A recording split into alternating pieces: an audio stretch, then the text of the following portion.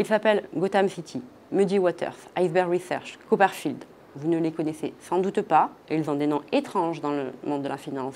Et pourtant, ces petites sociétés ont le pouvoir de faire sauter une entreprise solidement établie. Ces justiciers des marchés, ou ces garbage men, littéralement éboueurs, traquent les manquements et les fraudes d'entreprises. Et les exemples abondent de sociétés qu'ils ont fait sauter. On se souvient par exemple de la faillite de l'opérateur télécom espagnol Goex cet été, à la suite d'une note de Gotham City Research. On se souvient également en 2011 de la chute en plein vol de Sino-Forest, qui était un groupe forestier chinois coté au Canada, à la suite d'une note de Muddy Waters indiquant que le groupe avait fraudé. Et plus récemment, on a vu Nobel Group, un énorme négociant en Asie de matières premières, également baisser très lourdement en bourse à la suite d'une analyse de Iceberg Research. Leurs premières victimes sont souvent des petites sociétés peu couvertes, notamment des sociétés chinoises, et souvent ensuite ils s'attaquent à plus gros.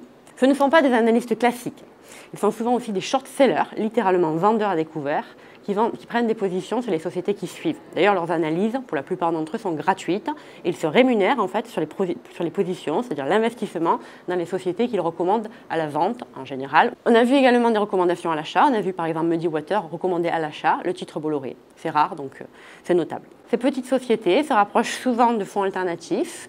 D'ailleurs, Muddy Waters va lui-même lancer son hedge fund d'ici quelques mois. Ces spécialistes des marchés maîtrisent parfaitement la communication.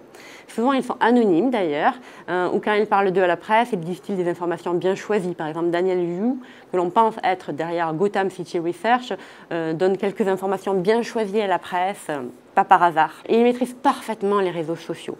Par exemple, Muddy Waters, la firme de Carson Block, a 24 000 followers sur Twitter, c'est énorme.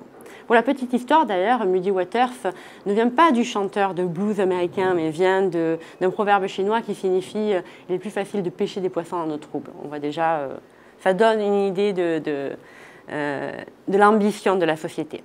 Ces cabinets de nouveau genre qui se développent énormément aux États-Unis posent des questions sur l'analyse financière. Comment se fait-il que ces petits cabinets de recherche qui ne comptent que quelques collaborateurs, moins d'une dizaine par exemple chez Muddy Waters, on peut imaginer un ou deux chez certains, arrivent à percevoir des fraudes et des manquements que d'autres investisseurs bien connus, par exemple chez Sino-Forest en 2011, c'était John Paulson, l'américain John Paulson, qui est un investisseur extrêmement connu dans le monde de la finance et qui était le premier actionnaire de Sino-Forest.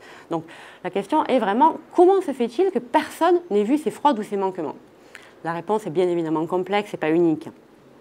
Carson Block a une réponse assez tranchée sur ça et dit « Beaucoup d'investisseurs n'ont jamais travaillé sur le secteur qu'ils trouvent, d'une part. » Et il dit ensuite « Les analystes ont envie de croire au management, ils ont envie de croire à ce qu'ils racontent. » Et il dit que lui, chez Muddy Waters, il part du principe que le management ment à la base. Certains disent aussi que pour maintenir de bonnes relations avec les sociétés qu'ils suivent, les banques sont assez hésitantes à demander à leurs analystes à faire des recommandations de vente.